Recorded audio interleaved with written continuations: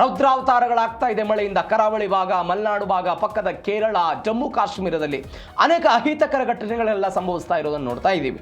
ಇವೆಲ್ಲದರ ನಡುವೆ ವಯನಾಡು, ಕೇರಳದ ವಯನಾಡಿನಲ್ಲಿ 2024ರಲ್ಲಿ 300ಕ್ಕೂ ಅಧಿಕ ಜನ ಮೃತಪಟ್ಟಿದ್ರು. ಊರೇ ಕುಸಿತ ಆಗಿಬಿಟ್ಟಿತ್ತು. ಮಣ್ಣು ಕುಸಿದು ಊರೇ ಭೂಪಟದಿಂದ ನಾಪತ್ತೆ ಆಗಿರೋ ಪ್ರಯತ್ನಗಳನ್ನೆಲ್ಲ ನೋಡ್ತಾ ಇದ್ವಿ ನಾವು. ಇದೀಗ ಒನ್ಸ್ ಅಗೇನ್ ಅಂಥದ್ದೇ ಪರಿಸ್ಥಿತಿ. ಈ ದೃಶ್ಯ ಸಾಮಾಜಿಕ ಮಾಧ್ಯಮದಲ್ಲಿ ಸಿಕ್ಕಾಪಟ್ಟೆ ವೈರಲ್ ಆಗ್ತಾ ಇದೆ. ಈ ಟ್ಯಾಂಕರ್ ಇದೆ ಅನ್ನೋ ಕಾರಣಕ್ಕಾಗಿ ಸ್ವಲ್ಪ ಅನಾಹುತ ಕಡಿಮೆ ಆಗಿದೆ ಅಂತ ಹೇಳಲಾಗ್ತಾ ಇದೆ. ವಯನಾಡಲ್ಲಿ ಸಂಭವಿಸಿರುವ ಘಟನೆ, ಒಂದು ಸುರಂಗವನ್ನು ಮಾಡ್ತಾ ಇರುವಂತಹ ಕಾಮಗಾರಿಯ ವಿಚಾರಕ್ಕಾಗಿ ಮಣ್ಣನ್ನು ಶೇಖರಣೆ ಮಾಡಲಾಗಿತ್ತು, ಮಣ್ಣನ್ನು ಹಾಕಲಾಗಿತ್ತು. ಏಕಾಏಕಿಯಾಗಿ ಮಣ್ಣು ಕುಸಿದಿದ್ದರ ಪರಿಣಾಮವಾಗಿ ಅನೇಕ ಜನ ಘಟನೆಯಲ್ಲಿ ಮೃತಪಟ್ಟರು. ಇವೆಲ್ಲದರ ನಡುವೆ ಕರ್ನಾಟಕದಲ್ಲಿ ಸಾಲ ಮನ್ನಾ ಮಾಡಬೇಕು ಎನ್ನುವಂತಹ ಕೂಗು ಬಂದಿದೆ. ಇದಕ್ಕೆ ಡಿ.ಕೆ. ಶಿವಕುಮಾರ್ ಅವರು ಸ್ಪಂದಿಸೋ ಕೆಲಸವನ್ನು ಮಾಡ್ತಾ ಇದ್ದಾರೆ. ಒಂದು ಆಲೋಚನೆ ಮಾಡ್ತೀವಿ ಅಂತ ಅವರೆಲ್ಲ ಹೇಳ್ತಾ ಇದ್ದಾರೆ. ಹಾಗಾದ್ರೆ ಏನಾಗ್ತಾ ಇದೆ, ಎಲ್ಲೆಲ್ಲಿ ಮಳೆಯ ವಿಚಾರದಲ್ಲಿ ಏನಾಯಿತು, ಡೀಟೇಲ್ಸ್ ನೋಡ್ತಾ ಹೋಗೋಣ. ಒಂದು ಕಡೆ ಜಲಪ್ರಳಯ ಆಗ್ತಾ ಇದೆ, ಮತ್ತೊಂದು ಕಡೆ ಬರಗಾಲದ ವಾತಾವರಣ. ಬಹುತೇಕ ಭಾಗಗಳಲ್ಲಿ ಮಳೆ ಆರ್ಭಟ ಆಗ್ತಾ ಇದೆ. ಕಲ್ಯಾಣ ಕರ್ನಾಟಕದಲ್ಲಿ ಬರಗಾಲದ ವಾತಾವರಣ ಬಂದಿರೋದನ್ನು ನೋಡ್ತಾ ಇದ್ದೀವಿ. ಜಲಕ್ಷಾಮ ಆಗ್ತಾ ಇದೆ. ಹಾವೇರಿ ಜಿಲ್ಲೆಯಲ್ಲಿ ಮೋಡ ಬಿತ್ತನೆಯನ್ನು ಮಾಡ್ತಾ ಇರೋದನ್ನು ನೋಡ್ತಾ ಇದ್ದೀವಿ. ರಾಯಚೂರು, ಕೊಪ್ಪಳ ಜಿಲ್ಲೆಗಳಲ್ಲಿ ತೊಗರಿ, ಹತ್ತಿ ಬೆಳೆ ಎಲ್ಲ ಒಣಗ್ತಾ ಇದೆ. ತೇವಾಂಶದ ಕೊರತೆಯಿಂದ ಅನ್ನದಾತರು ಕಂಗಾಲಾದರು. ಟ್ಯಾಂಕರ್ ಮುಖಾಂತರ ನೀರು ಉಣಿಸೋ ಕೆಲಸಕ್ಕೆ ಹೋಗ್ತಾ ಇದ್ದಾರೆ. ಆಶಾಪುರ ಸೇರಿದಂತೆ ಹಲವು ಹಳ್ಳಿಗಳಲ್ಲಿ 3 ಬಾರಿ ಬಿತ್ತನೆ ಮಾಡಿದರೂ ಕೂಡ ಈ ತನಕ ಮೊಳಕೆ ಬಂದಿಲ್ಲ. ಯಾಕೆಂದರೆ ಮಳೆಯ ಕೊರತೆ ಇದೆ. ರಾಯಚೂರಿನಂತಹ ಮತ್ತು ಕೊಪ್ಪಳ ಈ ಭಾಗಗಳಲ್ಲಿ ಬಿಸಿಲೇ ಯಥೇಚ್ಛವಾಗಿರುವಂತಹ ಪ್ರದೇಶ ಇದು.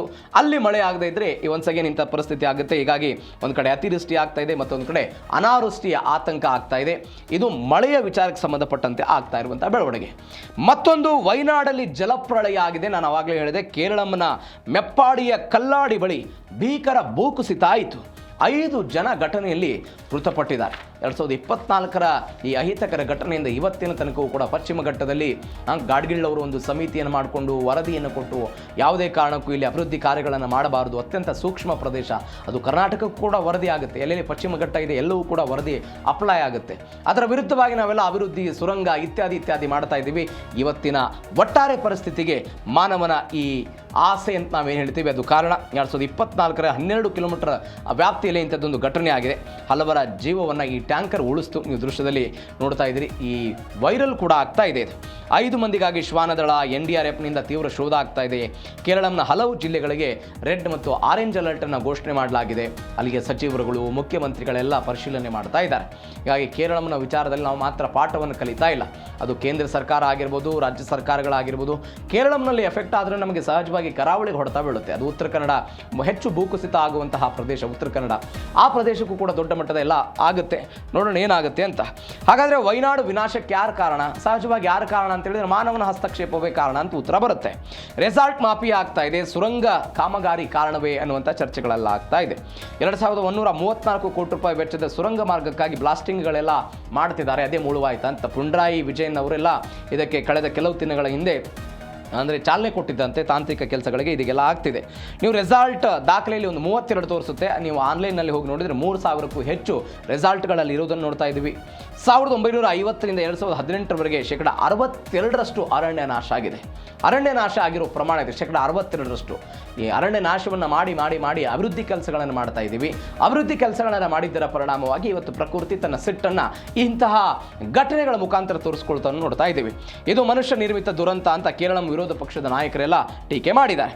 ಮತ್ತೊಂದು, ರಾಜ್ಯದಲ್ಲಿ 7 ಜಿಲ್ಲೆಗಳಿಗೆ ಆರೆಂಜ್ ಅಲರ್ಟ್ ಘೋಷಣೆ ಆಗಿದೆ. ಇದು ಕೇರಳಂನ ಘಟನೆ ಆದರೆ ಕರ್ನಾಟಕದ ಮಳೆಗೆ ಸಂಬಂಧಪಟ್ಟಂತಹ ಸುದ್ದಿ. 7 ಜಿಲ್ಲೆಗೆ ಆರೆಂಜ್ ಅಲರ್ಟ್ ಘೋಷಣೆ ಆಯಿತು. ಎಲ್ಲೆಲ್ಲಿ? ಮಲೆನಾಡು ಮತ್ತು ಕರಾವಳಿಯ ಜಿಲ್ಲೆಗಳಿಗೆ ಆರೆಂಜ್ ಅಲರ್ಟ್.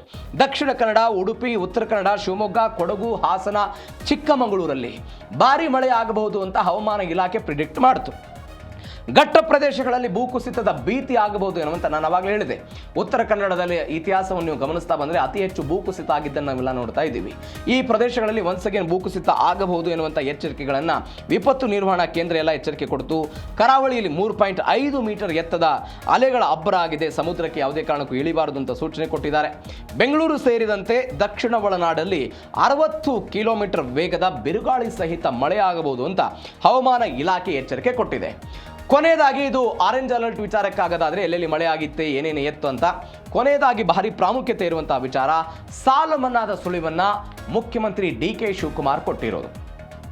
ಡಿ.ಕೆ. ಶಿವಕುಮಾರ್ ಕಲಬುರಗಿ ಪ್ರವಾಸದಲ್ಲಿದ್ದರು. ಕಲಬುರಗಿಯಲ್ಲಿ ವಾಸ್ತವ್ಯ ಹೂಡಿದ್ರು.